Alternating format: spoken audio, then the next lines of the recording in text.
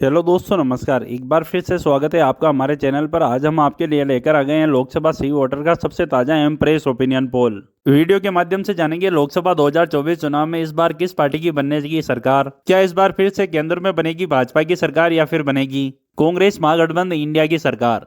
इस opinion poll के माध्यम से जानेंगे तो आपको क्या लगता है इस बार किस पार्टी की बनेगी सरकार। आप किसे देखना चाहते हैं देश का अगला प्रधानमंत्री, कमेंट करके हमें जरूर बताएं।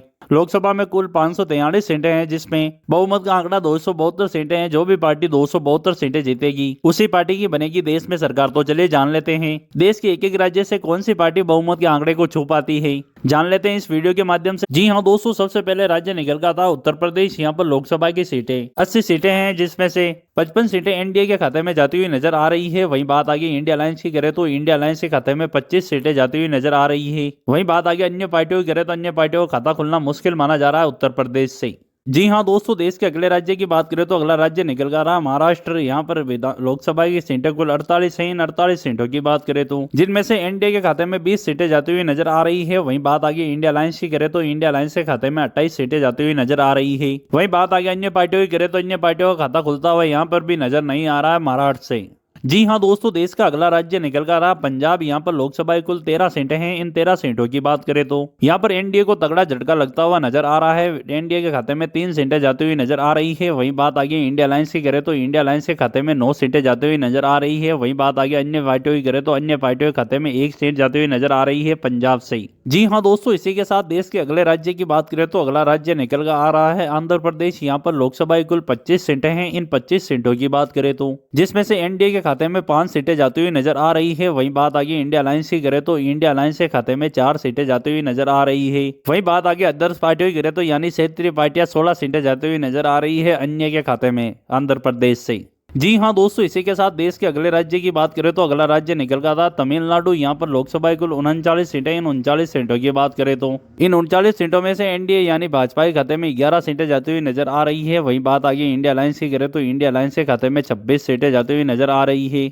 वहीं अन्य पार्टियों की बात करें तो अन्य पार्टियों के खाते में अभी तक 2 सीटें जाती हुई नजर आ रही है तमिलनाडु से। जी हाँ दोस्तों, अभी तक हमने 543 सीटों में से 247 सीटों पर चर्चा कर ली है, जिनमें 247 सीटों में से एनडीए के खाते में 103 सीटें जाती हुई नजर आ रही है। वहीं बात करें इंडिया अलायंस यानी कांग्रेस गठबंधन के खाते में 125 सीटें जाती हुई नजर आ रही है। वहीं बात आगे अन्य पार्टियों की करें तो अन्य पार्टियां 19 सीटें लेती हुई नजर आ रही है। अभी तक के ओपिनियन पोल के अनुसार आगे के राज्यों में जान लेते हैं 272 सीटों के बहुमत के आंकड़े तक कौन सी पार्टी पहुंच पाती है। वीडियो में लास्ट तक बने रहेगा। पूरी 543 सीटों का ताजा सर्वे ओपिनियन पोल हम आपको दिखाएंगे इस वीडियो के माध्यम से। जी हाँ दोस्तों, देश का अगला राज्य निकल का था तेलंगाना। यहाँ पर लोकसभा की सीटें कुल 17 है। इन 17 सीटों की बात करें तो यहाँ पर भी एनडीए यानी भाजपा को तगड़ा झटका हुआ लगता नजर आ रहा है। भाजपा के खाते में यहाँ से 4 सीटें जाती हुई नजर आ रही है। वहीं बात आगे इंडिया अलायंस यानी कांग्रेस की करे तो कांग्रेस के खाते में 13 सीटें जाती हुई नजर आ रही है। वहीं बात आगे अन्य पार्टियों की करे तो अन्य पार्टियां यहाँ से भी 0 सीटें जाती हुई नजर आ रही है तेलंगाना से।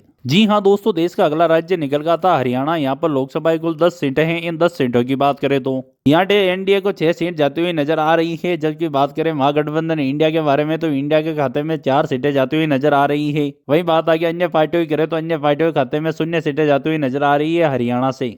जी हाँ दोस्तों, अगले राज्य की बात करें तो अगला राज्य निकल का था झारखंड। यहाँ पर लोकसभा की कुल 14 सीटें हैं। इन 14 सीटों की बात करें तो 5 सीटें एनडीए यानी बीजेपी के खाते में जाती हुई नजर आ रही है। वहीं बात करें इंडिया अलायंस यानी कांग्रेस की तो कांग्रेस के खाते में 9 सीटें जाती हुई नजर आ रही है। वहीं बात आगे अन्य पार्टियों की करें तो अन्य पार्टियों का खाता खुलना मुश्किल माना जा रहा है झारखंड से। जी हाँ दोस्तों, इसी के साथ अगले राज्य की बात करें तो अगला राज्य निकल का था मध्य प्रदेश। यहाँ पर लोकसभा की कुल 29 सीटें। इन 29 सीटों की बात करें तो 14 सीटें एनडीए यानी बीजेपी के खाते में जाती हुई नजर आ रही है। वहीं बात आगे इंडिया अलायंस की करें तो इंडिया अलायंस के खाते में 15 सीटें जाती हुई नजर आ रही है। वहीं बात आगे अन्य पार्टियों की करें तो अन्य पार्टियों के खाते में 0 सीटें जाती हुई नजर आ रही है मध्य प्रदेश से। इसी के साथ देश का अगला राज्य निकल कर रहा है वो है राजस्थान। यहाँ पर लोकसभा की कुल 25 सीटें हैं। इन 25 सीटों की बात करें तो जिसमें एनडीए को राजस्थान की 25 सीटों में से 14 सीटें जाती हुई नजर आ रही है। जबकि कांग्रेस का गठबंधन यानी महागठबंधन इंडिया के खाते में 13 सीटें जाती हुई नजर आ रही है। वहीं बात आगे अन्य पार्टियों की करें तो अन्य पार्टियों का खाता यहाँ पर भी खुलता हुआ नहीं नजर आ रहा राजस्थान से। इसी के साथ अगले राज्य की बात करें तो अगला राज्य निकल का था कर्नाटक। यहाँ पर लोकसभा की कुल 28 सीटें हैं। इन 28 सीटों की बात करें तो एनडीए को जिसमें से 10 सीट जाती हुई नजर आ रही है। वहीं बात आगे महागठबंधन इंडिया की करें तो इंडिया के खाते में 18 सीटें जाती हुई नजर आ रही है। अन्य की बात करें तो अन्य का खाता खुलना मुश्किल माना जा रहा है कर्नाटक से। तो अभी तक के समीकरणों के मुताबिक देख लिया जाए तो आप अपनी स्क्रीन पर देख सकते हैं लोकसभा की 543 सीटों में से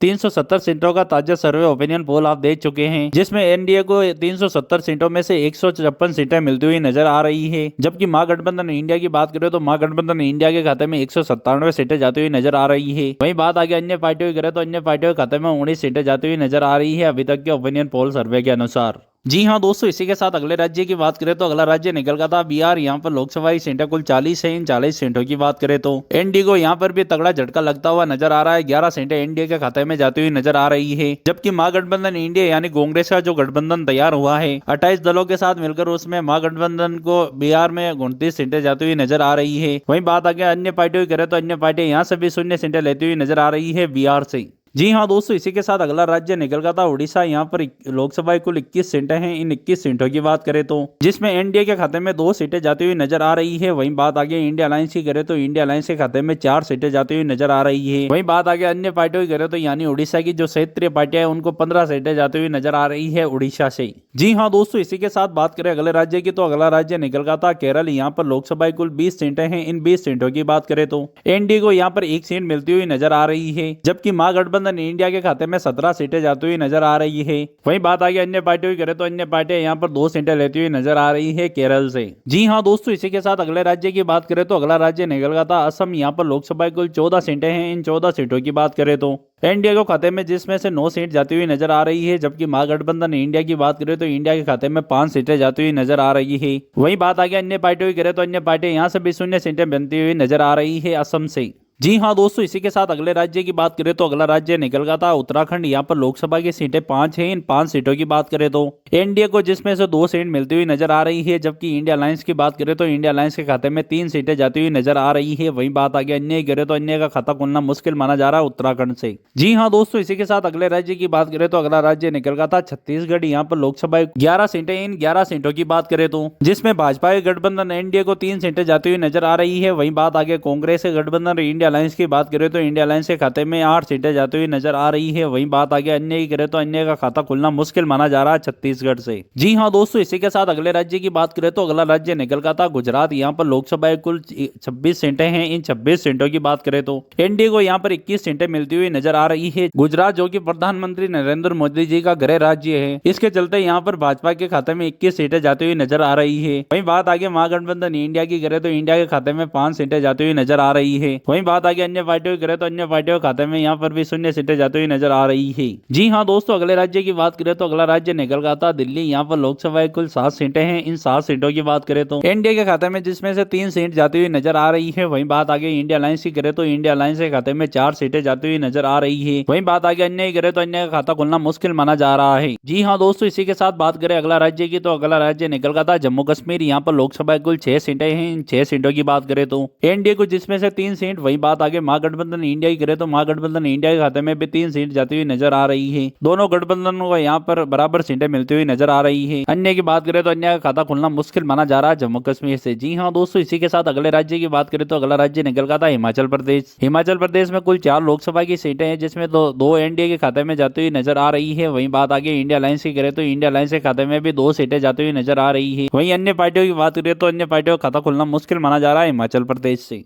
जी हाँ दोस्तों, इसी के साथ अगले राज्य की बात करें तो अगला राज्य निकल का था अरुणाचल प्रदेश। यहाँ पर लोकसभा कुल 2 सीटें हैं। इन 2 सीटों की बात करें, ये 2 के 2 सीटें एनडीए के खाते में जाती हुई नजर आ रही है। इंडिया अलायंस और अन्य का खाता खुलना मुश्किल माना जा रहा है अरुणाचल प्रदेश से। जी हाँ दोस्तों, इसी के साथ अगला राज्य की बात करें तो अगला राज्य निकल का था मणिपुर। यहाँ पर लोकसभा कुल 2 सीटें हैं। 2 सीटों की बात करें तो ये 2 के 2 सीटें इंडिया अलायंस के खाते में जाती हुई नजर आ रही है। एनडीए और अन्य का खाता खुलना मुश्किल माना जा रहा है मणिपुर से। जी हाँ दोस्तों, अगले राज्य की बात करें तो अगला राज्य निकल का था गोवा। यहाँ पर लोकसभा कुल 2 सीटें हैं। इन 2 सीटों की बात करें तो 1 सीट एनडीए के खाते में जाती हुई नजर आ रही है। 1 सीट इंडिया अलायंस के खाते में जाती हुई नजर आ रही है। अन्य पार्टियों का खाता खुलना मुश्किल माना जा रहा है गोवा से। जी हाँ दोस्तों, इसी के साथ अगले राज्य की बात करें तो अगला राज्य निकल का था त्रिपुरा। यहाँ पर लोकसभा कुल 2 सीटें हैं। इन 2 सीटों की बात करें तो एनडीए के खाते में 1 सीट जाती हुई नजर आ रही है। वहीं बात आगे अन्य इंडिया अलायंस की करें तो इंडिया अलायंस के खाते में भी 1 सीट जाती हुई नजर आ रही है। अन्य पार्टियों का खाता खुलना मुश्किल माना जा रहा है त्रिपुरा से। जी हाँ दोस्तों, अगला राज्य की बात करें तो अगला राज्य निकल का था मेघालय। यहाँ पर लोकसभा लोकसभा कुल 2 सीटें हैं। इन 2 सीटों की बात करें तो ये 2 की 2 सीटें इंडिया के खाते में जाती हुई नजर आ रही है। इंडिया और अन्य का खाता खोलना मुश्किल माना जा रहा है मेघालय से। जी हाँ दोस्तों, अगले राज्य की बात करें तो अगला राज्य निकल गया था नागालैंड। यहाँ पर लोकसभा कुल 1 सीट है। इस 1 सीट की बात करें तो ये एक सीट इंडिया अलायंस के खाते में जाती हुई नजर आ रही है। इंडिया और अन्य का खाता खोलना मुश्किल माना जा रहा है नागालैंड से। अगले राज्य की बात करें तो अगला राज्य निकल गया था सिक्किम। यहाँ पर लोकसभा कुल 1 सीट है। ये एक सीट इंडिया के खाते में जाती हुई नजर आ रही है। इंडिया और अन्य का खाता खोलना मुश्किल माना जा रहा है सिक्किम से। जी हाँ दोस्तों, इसी के साथ अगले राज्य की बात करें तो अगला राज्य निकल गया था मिजोरम। यहाँ पर लोकसभा कुल 1 सीट है। ये एक सीट इंडिया के खाते में जाती हुई नजर आ रही है। इंडिया और अन्य का खाता खोलना मुश्किल माना जा रहा है मिजोरम से।